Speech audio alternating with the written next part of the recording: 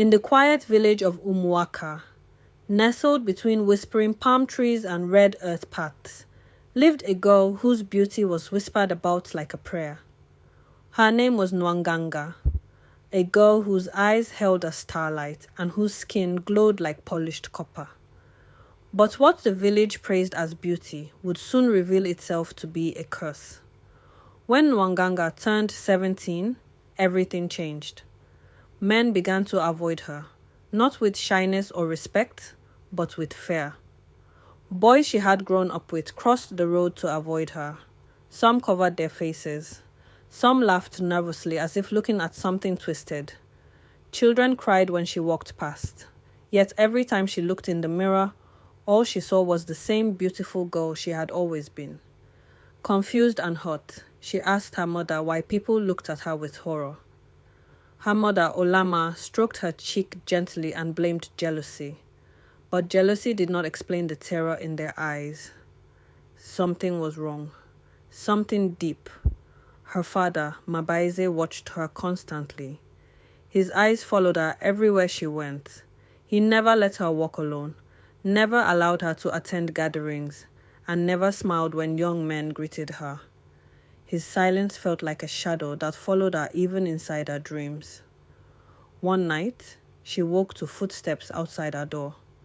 A shadow paused, hovering silently. Then her father's cold voice slipped through the darkness. "Are you sleeping, my daughter?"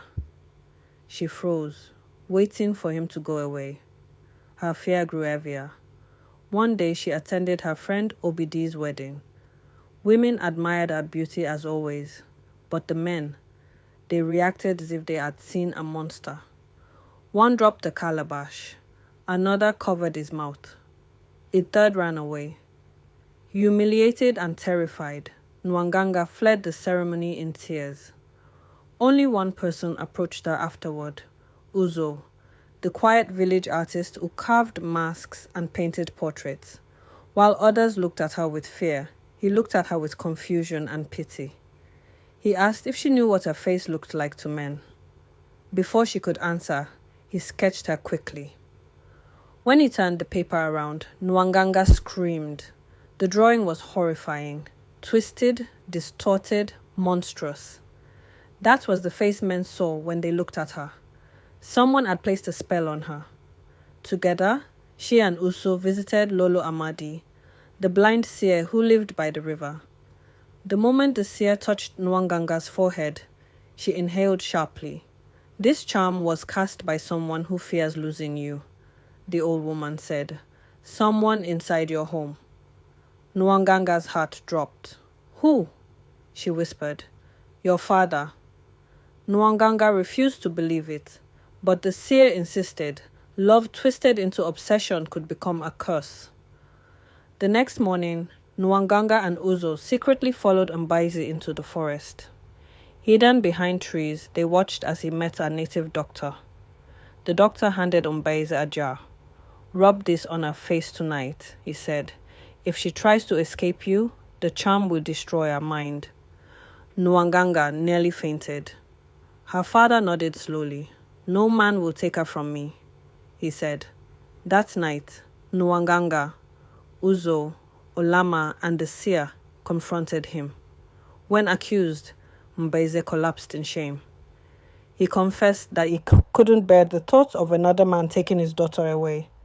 He had cast the charm so men would fear her, so no one would want her. Nwanganga stepped back in horror, realizing his love had turned into possession. "I am your daughter," she said, trembling, "not your property." Overwhelmed by guilt, Mbaizi fled into the night. Some say he drowned in the river. Others say spirits took him, but he never returned. As soon as he fled, the charm broke. The next morning, Nwanganga looked into the river and saw her true face again. Beautiful, human, free. The village rejoiced. Women danced. Drums thundered like a heartbeat. Uzo stood beside her, gentle and unwavering. He asked for her heart, and she gave it willingly. Their wedding lasted 7 days. Nwanganga became a symbol of courage, healing, and truth.